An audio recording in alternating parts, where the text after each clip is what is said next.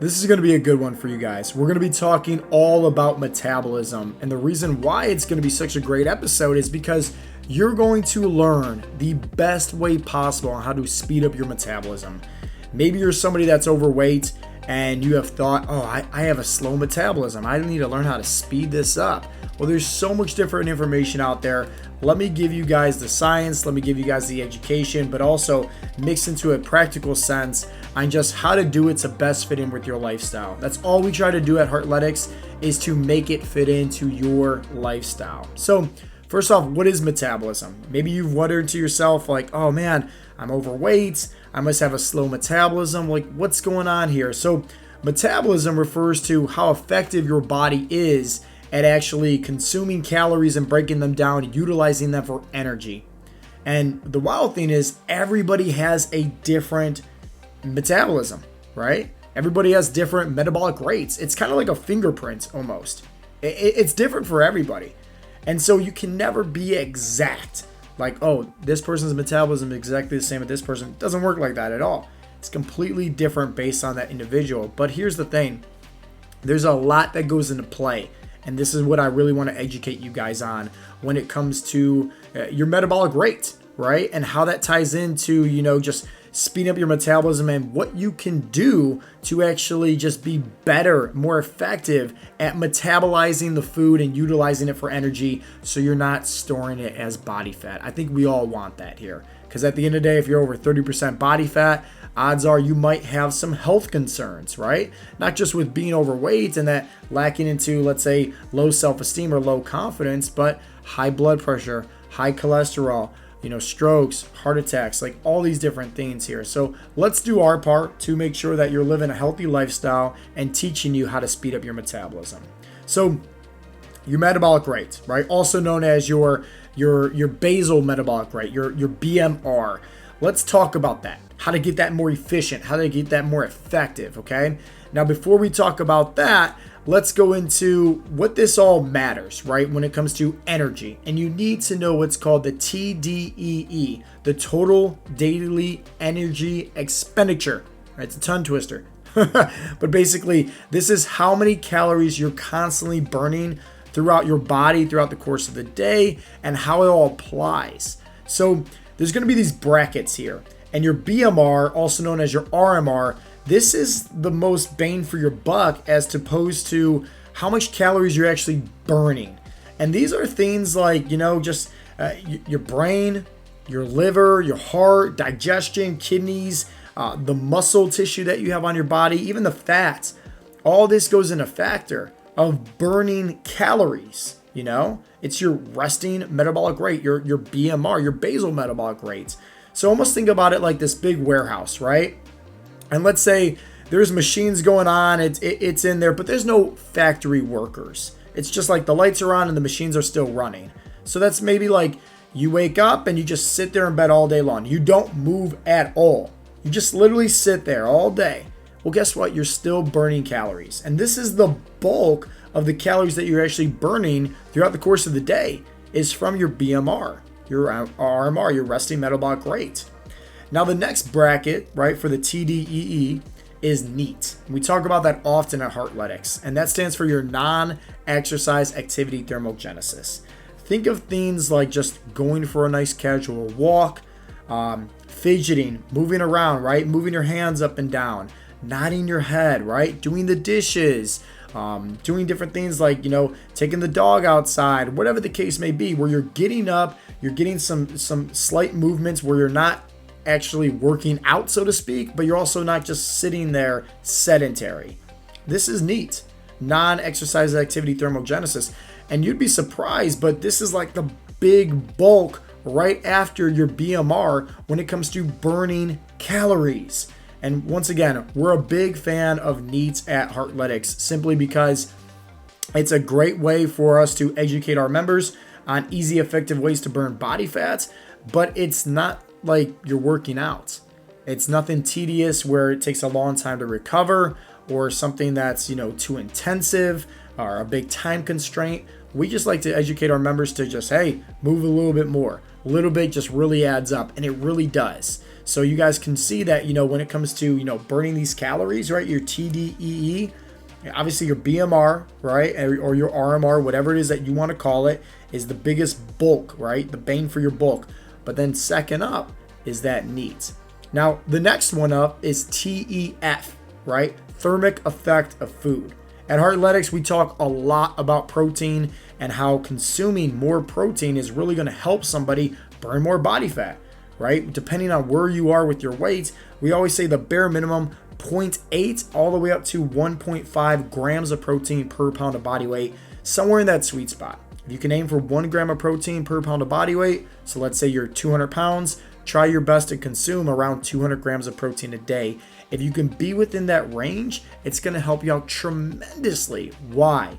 Well, going to the TEF, right, thermic effect of food, when it comes to consuming calories, right, your macronutrients of your fats, your carbs, and your proteins, fats, they're actually like the slowest, like lowest end about the, calorie burning spectrum, right, when it comes to the macronutrients.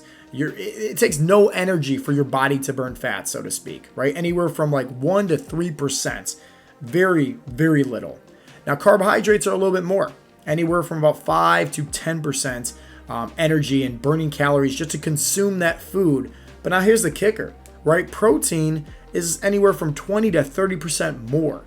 So you can see in here, just by having more protein in your diet is going to help you burn more body fat. Simply because, remember, your BMR, your RMR, remember I talked about digestion being in there? Well, hey, with all the amino acids inside of a protein molecule, your body has to work harder to digest and metabolize, right, that protein when you're consuming it. So we always focus on eating more protein in because it's a great way to just burn more body fat effectively. And then lastly, right, for the TDEE is actually your training, right? It's called EAT, right? EAT, exercise activity thermogenesis. And this is where you're actually doing your resistance training, whether you're in the gym, hitting some weights, whether you're at home doing some push-ups or sit-ups, or just going for a jog, something like that. This is where you're spending that time exercising, but you are not burning lots of calories doing so. In fact, we always say that cardio is just a tool to just help somebody stay within the calorie deficit. But the resistance training, you don't really burn a lot of calories doing, lifting weights. But you'll find out here at the very end that you should still be lifting weights, and the reason why I'm going to explain here in a little bit. But yeah, just so you guys know, that's the scale, right? The TDEE, right? And this is, once again, your big bulk of calories being burned is your basal metabolic rate, also known as your RMR, your resting metabolic rate. So once again, things like your brain, your liver, your heart, digestion, kidneys, your muscles, body fat, different things like that. But then next up, you have your NEAT, non-exercise activity thermogenesis. So going for a walk, fidgeting, nodding, just slight movement here and there, but not considered working out. And then it's the food that you're consuming, TEF, thermic effect of food. So your carbs, your proteins, your fats. Just focus on eating more protein. Trust me. And then lastly, it is your working out, right? Your activity.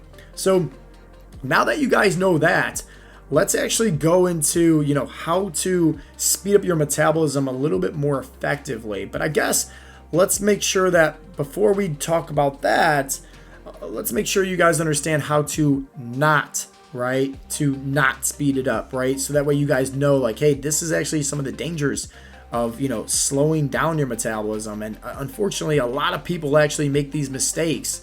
And that's simply low calories or doing these crash diets.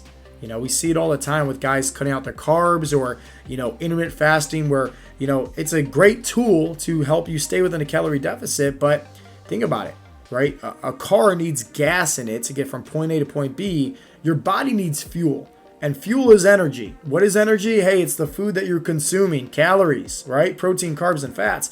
And if you're not getting enough energy, well, guess what? Your metabolism is going to be slowing down. And a lot of guys, right, they hear about fasting. And once again, it's a great tool if done properly. If you're eating, 500, 800, 1,000, 1,200, 1,500 calories, and you're not getting in enough macronutrients than you should be for your body type, you're actually going to be slowing down your metabolism. We see that often. Another issue, right, as to what makes guys slow down their metabolism, and this is what leads to where guys are kind of considered skinny fats, is they do way too much cardio. No resistance training, just tons and tons and tons of cardio. And you'll see they kind of still have that like lower love handles, right? The little pooch, so to speak, right? And that's all they're doing is focusing on the cardio aspect. And remember, cardio is a tool to help you stay within the calorie deficit. So if you're doing way, way, way too much cardio, and next thing you know, you're not eating next to anything at all, well, now it's a double whammy, and that's going to slow down your metabolism. Lacking sleep, because now think about it, higher amounts of cortisol from not being able to recover properly, that's also going to affect your metabolism. Your body's not recovering properly. Different things like not eating protein, but also lacking resistance training. So there's a lot that goes into how to effectively slow down somebody's metabolism. And now that you know that, let's talk about the flip side, and the main bulk of probably why you want to know is how do you speed it up? Right? So that way you can make sure that you're metabolizing, all those calories that's coming in, and you're not storing it as fat, right? The 3 biggest tips I have for you. 1, you should be eating more protein, hands down. Remember, your body weight, right? Bare minimum, 0.8 all the way up to 1.5 grams of protein per day. Trust me on that one. If you can aim for 1 gram of protein per pound of body weight, you're going to be in a really, really good sweet spot there.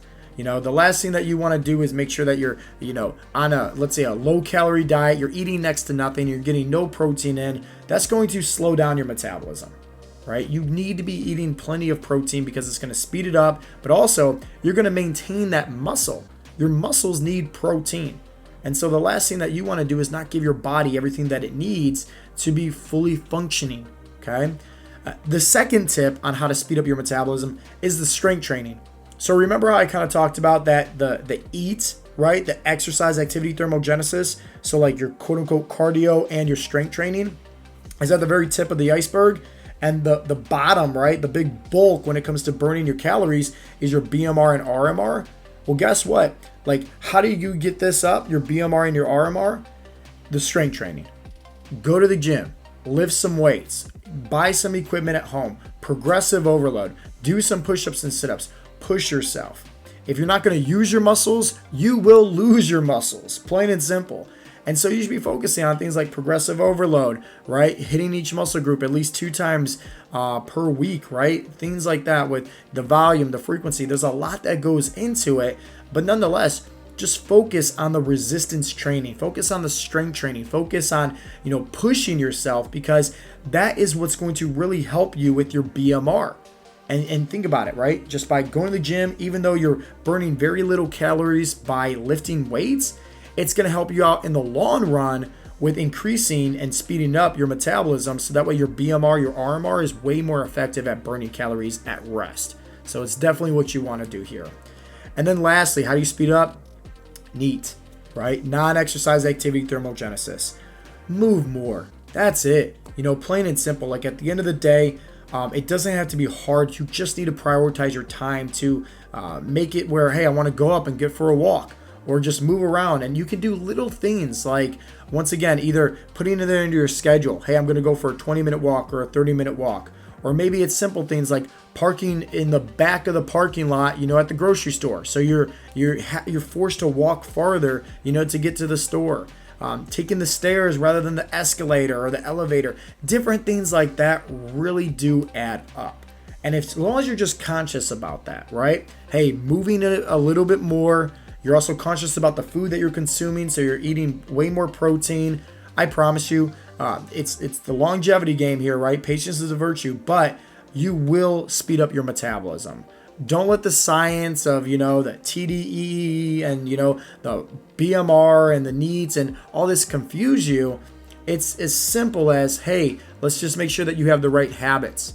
Habits that's where you are prioritizing your time, you are prioritizing your health, and you're conscious, right? You have that knowledge. We always say knowledge is power. So you have that knowledge. Hey, I'm going to consume, a good amount of protein throughout the course of the day. I'm going to have a well-balanced, nutrition approach.